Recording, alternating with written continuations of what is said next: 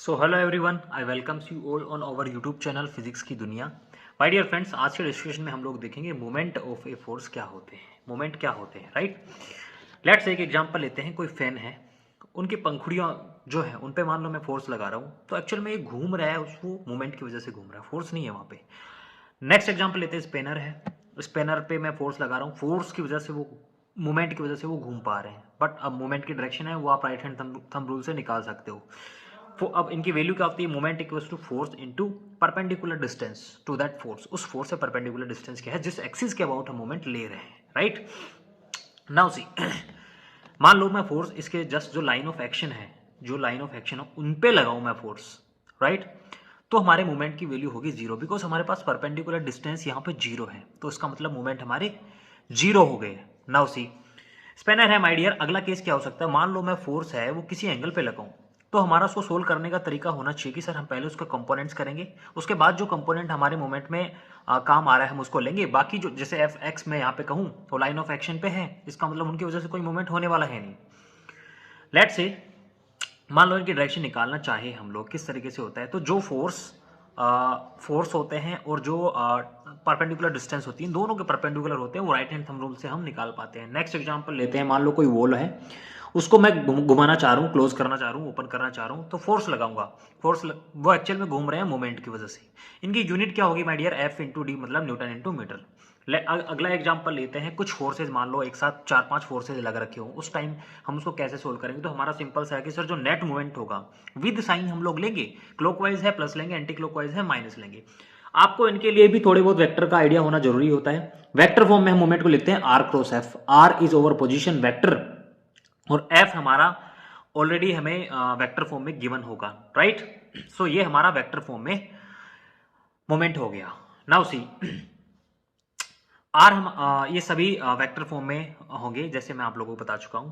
इसके लिए आपको थोड़ा बहुत वेक्टर का idea, position vector, magnitude, unit vector वगैरह आपको आना चाहिए, जो पहले इससे पहला जो लेक्चर था उसमें भी मैंने आप लोगों को बताया था, right. Now see my dear, ये हल्का फुल्का आइडिया आपको वेक्टर्स का होना चाहिए, यूनिट वेक्टर्स क्या होते हैं। ये कुछ एग्जांपल्स हैं जो हम इसको इनमें लेंगे, जिसके थ्रू आपके कंसेप्ट थोड़े अच्छे बन पाएंगे। पहला क्वेश्चन माय डियर, सी अब ये कौन सा केस है। पहली चीज आप देखो, कुछ एंगल पे कोई फोर्स लगा रहे हैं। हमारा जो तरीका पहले था, जो मैंने आप लोगों को बताया था, उसी से हम लोग इनको सोल्व करेंगे। F1 F2 F3 है, तीनों एंगल पे हैं। पहला जो हमारा कंसेप्ट है F1 एक्स डायरेक्शन में इनके कंपोनेंट, वाई डायरेक्शन में इनके कंपोनेंट, सभी फोर्सेज के हम निकालेंगे। जिन फोर्सेज की वजह से मैग्नीट्यूड, जिन मोमेंट लग रहे हैं उनको हम लेंगे, right. Now see m equals to F into D हो गया हमारे पास, ये हमारा फॉर्मूला होता था। देखिए माय डियर, F1y जो है और F2y जो है और जो F3 के कंपोनेंट्स है वो हमारे मूवमेंट में काम आ रहे हैं, बट F2x F1x आप देखोगे वो लाइन ऑफ एक्शन पे ही है, इसका मतलब है उनकी वजह से मूवमेंट होने वाले हैं, वो जीरो होने वाले हैं। अब देखिए आप यहाँ पे m F1 मोमेंट F1 की वजह से F1 की वजह से हमारे पास वैल्यू आई 433 न्यूटन मीटर आई। अब इनकी डायरेक्शन देखिए, डायरेक्शन किस तरीके से निकालेंगे। F1 आप सिर्फ इस फोर्स को देखिए, और इस फोर्स की वजह से जिस पॉइंट के अबाउट ये जो L फ्रेम है वो मोमेंट घूम रही है, वो हमारी डायरेक्शन होगी। आप देखिए F1y की वजह से सिर्फ क्लॉकवाइज घूम रही है, सो इनकी डायरेक्शन होगी क्लॉकवाइज। नेक्स्ट देखिए आप F2y की वजह से, सिंपली जिसकी वजह से आप डायरेक्शन देखना चाह रहे हो उसको देखो, इनकी वजह से मूवमेंट देखिए आप क्लॉकवाइज आ रहे हैं my dear. Now moving to the next force F3। F3 में माय डियर दो फोर्स लग रखे हैं, नेट मूवमेंट हम निकालेंगे। जो हमारा विद साइन एंटी क्लॉकवाइज है तो हम माइनस लेंगे, क्लॉकवाइज है तो हम प्लस लेंगे। इनकी परपेंडिकुलर डिस्टेंस देखिए, एक की परपेंडिकुलर डिस्टेंस 4 है एंड एक की 5 मीटर है, राइट। देखो F3x की वजह से एंटी क्लॉकवाइज घूम रहे थे, F3y की वजह से क्लॉकवाइज घूम रहे थे। नेट मूवमेंट हमारा जो आ गया उसको हम लिखेंगे, और उसके बाद हमें एक्चुअल में जो ए के अबाउट मूवमेंट निकालना था वो हमारा summation of all those movements, right. MF3 आ गया, so net movement my dear हमारा कितना हो जाएगा, MF1 plus MF2 plus MF3। With sign हम लिखेंगे, बार बार मैं बोल रहा हूं आप लोगों को, बिकॉज क्लॉकवाइज है पॉजिटिव, एंटी क्लॉकवाइज है नेगेटिव, राइट। नेक्स्ट क्वेश्चन में मूव करते हैं। इस क्वेश्चन में आपको पूछा है कि ए के अबाउट आप मूवमेंट बता दो, और एक movement next to magnitude and direction of the horizontal force applied at C, जिसकी वजह से सेम मूवमेंट हो। देखिए कंपोनेंट करेंगे, वही हमारा सेम प्रोसीजर, कंपोनेंट्स करेंगे और उनकी वजह से जो मूवमेंट्स आ रहे हैं विद साइन हम उनको लिखेंगे। आप देखिए F1x की वजह से जो परपेंडिकुलर डिस्टेंस 0.9 है, y की वजह से परपेंडिकुलर डिस्टेंस है वो 0.7 है।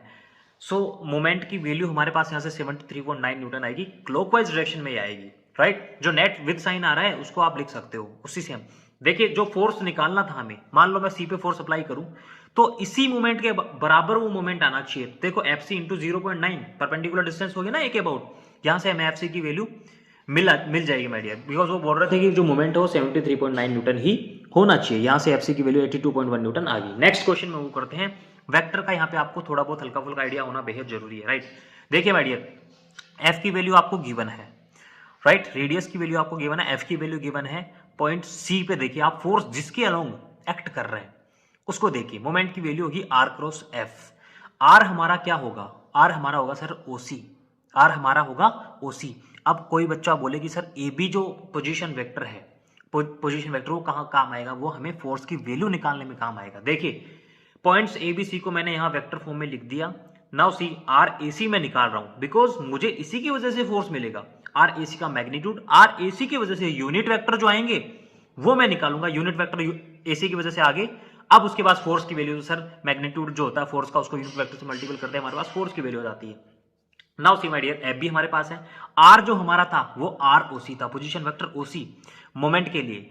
अब तो हमें करना क्या sir, M equal to R cross F करना है, जो वैल्यू आ गई वही हमारा आंसर। आपको मैग्नीट्यूड पूछे आप इनका रिजल्टेंट निकाल सकते हो, इनका मैग्नीट्यूड निकाल सकते हो। So this is our answer my dear, I hope आपको ये समझ आया होगा। नेक्स्ट क्वेश्चन देखिए, फोर्स की वैल्यू आपको गिवन है, determine the moment of this force about point A. बहुत आसान क्वेश्चन है, पॉइंट ए के अबाउट हमें मोमेंट निकालना है। इसका मतलब सर हमारा जो पोजीशन वेक्टर है आर बी सी हो गया, राइट। पॉइंट बी सी को मैंने वेक्टर फॉर्म में डिनोट कर दिया, आर बी सी में निकाल चुका। एफ की वैल्यू मेरे पास है, इसका मतलब sir moment M equal to R cross F. बहुत बेसिक सा क्वेश्चन था, इसमें तो कोई बहुत बड़ी तिरंदाजी थी नहीं। So this is all about this lecture, I hope आपको ये चीजें समझ आई होंगी। ऐसे ही वीडियोस को आगे वीडियोस देखने के लिए जुड़े रहिए हमारे साथ। Thank you very much.